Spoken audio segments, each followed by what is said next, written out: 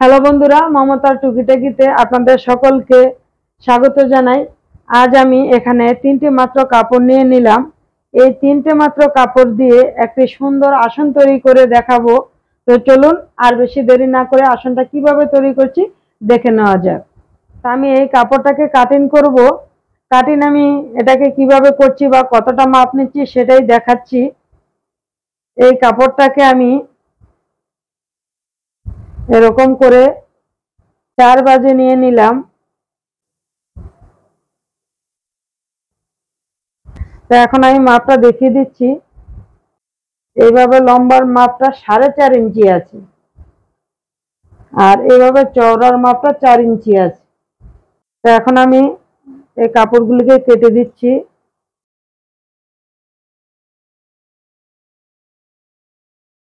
তো এখন আমি এই কাপড়গুলি দিয়ে একটা ডিজাইন তৈরি করব। ডিজাইনটা আমি কিভাবে করছি সেটাই দেখাচ্ছি। এখন এইভাবে কাপড়টাকে আমি উল্টো করে নিব, তারপর এভাবে 1/2 ইঞ্চি কাপড় এইভাবে মুড়িয়ে দিব। তারপর এরকম ভাবে এই সাইডের কোণাটাকে এই পাশে নিয়ে আসব, তারপর এই সাইডের কোণাটাকে এই পাশে নিয়ে আসব। আনার পর তারপরে ডিজাইনটা এমন তৈরি হবে। আমি আবারও আরেক পিস দেখাচ্ছি।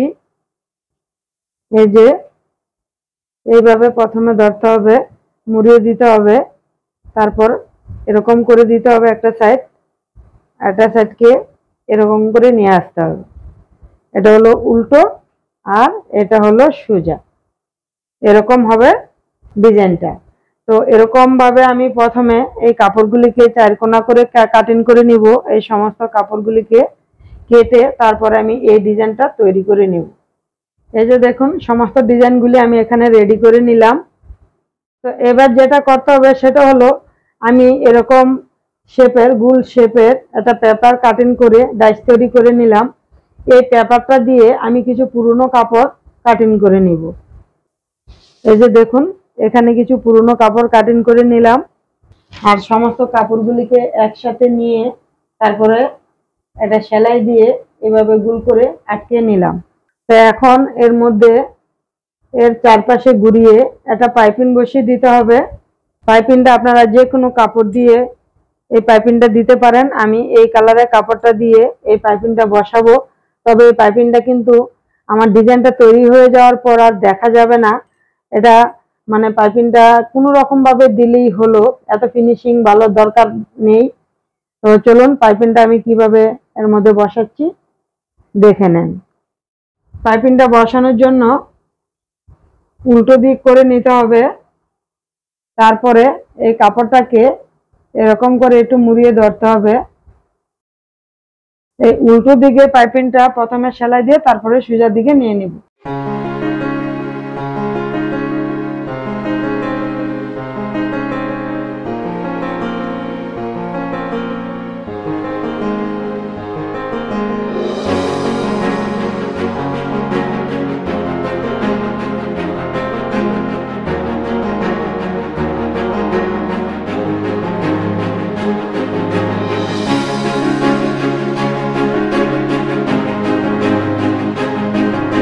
এই যে পাইপিং বসানো হয়ে গেল। এখন যে কাপড়গুলি আমি ডিজাইন তৈরি করে রেখেছি এগুলিকে এর মধ্যে সেট করব। এই যে এইভাবে সেট করব। 1 ইঞ্চি এই কাপড়টার থেকে 1 ইঞ্চি বাইরে ডিজাইনটা রাখবো, মানে বের করে রাখবো। এরকম করে পরপর বসাবো। আর ডিজাইনটা প্রথমে আমি তৈরি করে নেওয়াতে কিন্তু আমার সুবিধা হয়েছে। আর যদি আমি মনে করতাম যে না, আমি এক পিস করে বসাবো, তারপরে এরকম ডিজাইন তৈরি করব, তারপরে এক পিস এইখানটা এরকম করে এনে বসাবো, তাতে প্রচুর সময় লেগে যাবে। এই কারণে আমি কি করলাম, ডিজাইন রেডি করে নিলাম। তা এখন শুধু পরপর এরকম ভাবে বসাতে থাকবো আর আমি সেলাই করতে থাকবো। তো প্রথম রাউন্ডটা এইভাবে পুরো গোল করে এই কালারের কাপড়টা দিয়ে আমি ডিজাইনটা রেডি করে নেব। তারপরে রাউন্ডটার কাপড়টা আমি এটা দিয়ে করব। যখন এখানটায় আমি সেলাই দিব সেই সেলাইটা যেন দেখা না যায়, এরকম ভাবে এই ডিজাইনটাকে আমি সেট করব। তো এরকম ভাবে আমি দ্বিতীয় রাউন্ডটা করে নেব, তৃতীয় রাউন্ডটাও করে নেব। তো এইভাবে পরপর আমি সমস্ত ডিজাইনগুলো এর মধ্যে সেট করব।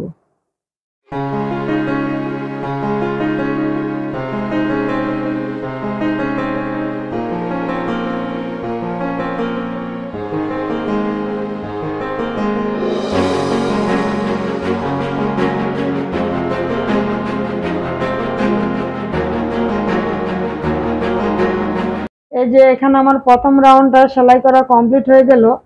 তো এখন যেটা করতে হবে সেটা হলো এই যে কাপড়গুলি, এই যে এগুলি কিন্তু বাড়তি রয়েছে, এগুলিকে ফিনিশিং দিতে হবে।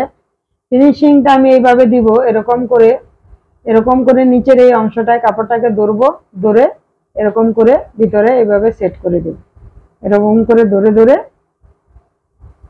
তারপরে আমি এইভাবে 1 ইঞ্চি ডিফারেন্সে সেলাইটা দিব।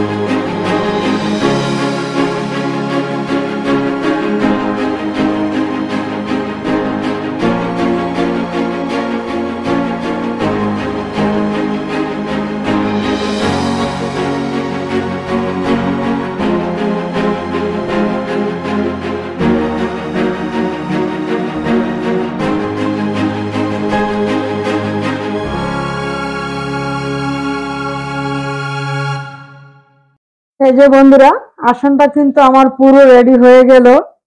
দারুণ লাগছে কিন্তু আজকের এই আসনটা দেখতে। কারণ কি মনে হচ্ছে, কখনো মনে হচ্ছে যে এটা পদ্ম ফুল ফুটে রয়েছে, আবার কখনো মনে হচ্ছে যে একটা সূর্যমুখী ফুল ফুটে রয়েছে। মানে পুরো একটা ফুলের মতো আজকের এই আসনটা আমার তৈরি হয়েছে। আর অন্যান্য আসনের মধ্যে কিন্তু এর মাঝের অংশে আমি অন্য কোনো একটা কাপড় বসিয়ে দেই। আজকে আর কোনো কাপড় দেইনি, এই কাপড়টা দিয়ে আমি এখানটায় মেকআপ করে দিয়েছি। আর এই কারণে কিন্তু আরো সুন্দর ফুটেছে। তো আশা করি আমার এই আজকের আসনটা আপনাদেরও খুব ভালো লেগেছে। আর যদি ভালো লেগে থাকে তাহলে আর দেরি করবেন না, আমার এই ভিডিওটা দেখে আপনারাও আপনাদের নিজেদের জন্য এমন সুন্দর একটি আসন তৈরি করে নেবেন। আর আজকের এই আসনটি যদি ভালো লেগে থাকে অবশ্যই একটি লাইক দিবেন, আর কমেন্ট করবেন, সকলের সাথে শেয়ার করবেন। আর আমার চ্যানেলে যদি নতুন হয়ে থাকেন তাহলে আমার চ্যানেলটিকে সাবস্ক্রাইব করে নেবেন, পাশে থাকা বেল আইকনটাকে অন করে দিবেন এরকম ধরনের নিত্য নতুন আসন বা পাপোশ বা অন্যান্য ভিডিও পাওয়ার জন্য। তো আজকের মতো আমি এখানেই বিদায় নিচ্ছি। আবার খুব তাড়াতাড়ি আরেকটি নতুন ভিডিও নিয়ে চলে আসবো। ততক্ষণের জন্য আপনারা সকলে সুস্থ থাকবেন, ভালো থাকবেন। ভিডিওটি সম্পূর্ণ দেখার জন্য ধন্যবাদ।